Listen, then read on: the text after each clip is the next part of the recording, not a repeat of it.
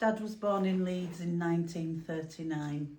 He was a true Yorkshireman, you know, a really, really proud man, born and bred in Leeds. He met my mum and they got married when he was 20. They worked, well, he worked all his life from the age of 15, but mainly he was a miner. Him and mum were really, really lucky because they managed to buy their own house. They had their own property. It was a 2-bedroom terraced house in Roundy. It wasn't big and grand, but it was warm, it was clean, it was well looked after. And it was a real home where it was apparent how much everybody was loved. Me and my sisters were brought up there. It was lovely. And then mum died. And Dad was there alone in the house. And we knew he was struggling. We knew that he was missing mum, but we didn't just realise how much he was missing her. Things started to change. And I think it'd be safe to say we missed some of that. We really did miss it early on. But we put it down to grief. It's like Dad would come to our house. He didn't want us to go to the family home that we knew. And we thought, well, maybe it's the grief and he just wants to be out and about. So we indulged that and we let that happen. Me and my sister were quite happy for him to come to our homes and welcomed him the way that we used to be welcomed back there. But then things just started to go wrong, or we noticed things, subtle. They were only subtle things. He started to lose weight. And then he just, I feel awful saying it, but he looked grubby, he looked dirty, scruffy. He'd been a clean shaven man all his life, and there suddenly he had this beard, but not a beard that was intentionally grown. It wasn't a groomed beard, it was this tatty beard.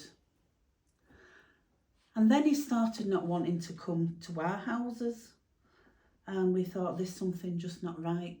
But we tried to go into his property in Roundy, and we weren't allowed. We were just told no. He stopped wanting to come to our houses.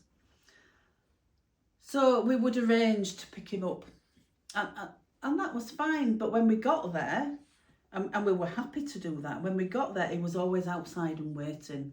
We never were allowed to go in. But then he started not even wanting to come to our house. And we had problems.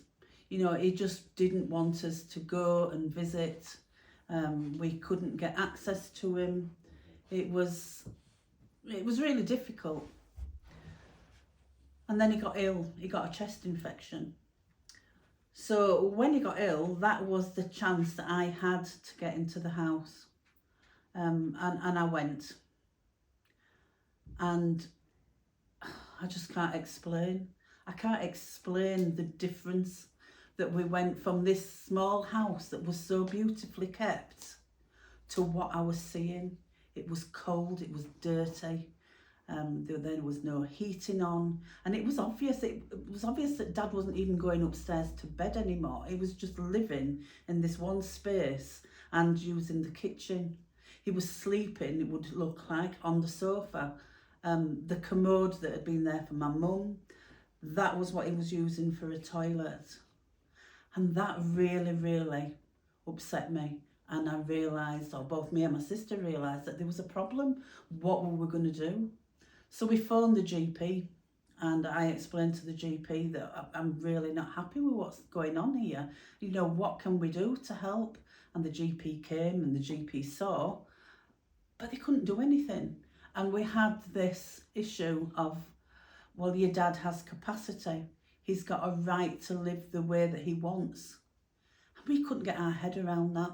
So me and my sister, we contacted every service that you could think of. And we spoke to everybody that would listen to us. And they all came back with this same thing.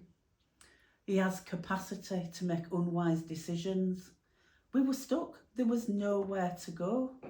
Ironically, one of the ironic things that I remember was that the sticking point was that from something where he was so proud to have owned his own house, that was the downfall, and they couldn't do anything because he owned his own property. He wasn't a tenant in another property. So what could we do? Sadly, he got worse, and he started refusing even any other help from us. The only thing we were allowed to do was to provide the food. And then he closed down and he stopped going out altogether, just stayed in the house.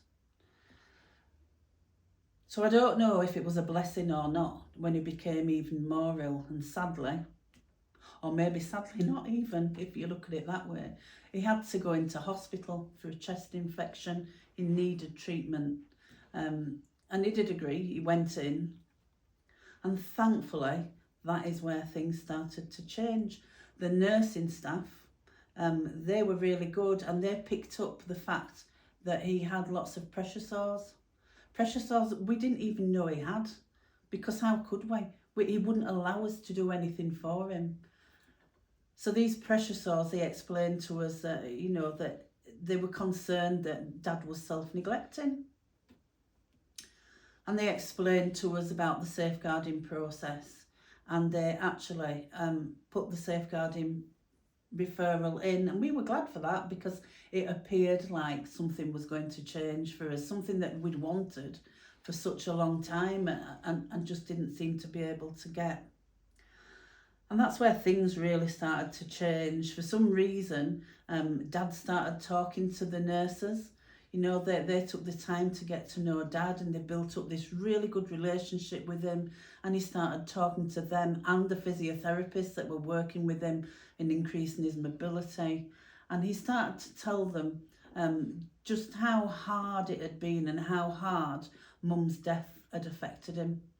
And he decided then to start working with people. He'd said that he didn't want people involved because he was ashamed and embarrassed of the state that the house that had once been so beautiful had got into, and he was embarrassed for anybody else to see that, and he didn't know how to ask for help.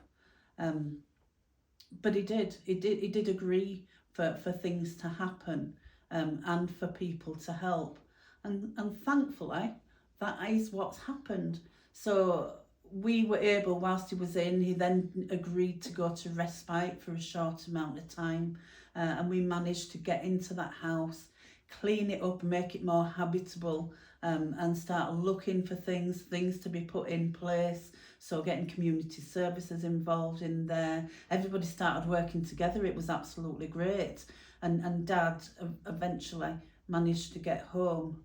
Now, I'm not saying that he looked after himself brilliantly all the time. He didn't, and he still has a tendency to self-neglect, but we're aware of it now, and we can access him, and we've got all these other people.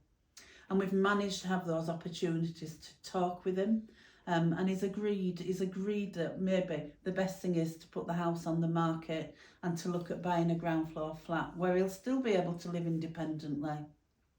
So finally, things are looking better, and Dad is doing okay.